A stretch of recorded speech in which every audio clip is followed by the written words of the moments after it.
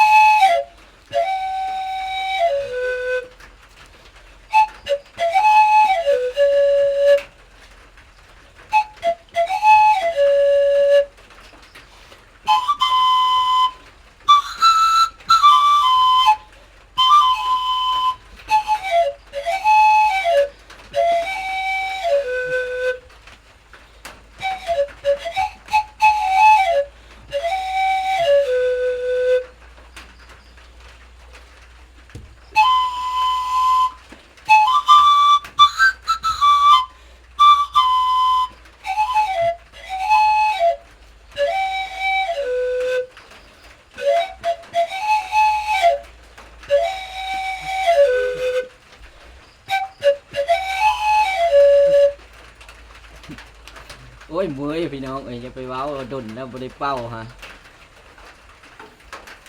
เงียงข้างนั้นเอาข้างนี้นะหามต้นบ่ทอกันพี่น้องเอ้ยคันหามต้นมีโทเดียวแล้วเพิ่นเว้าหามปลูกพี่น้องเอ้ย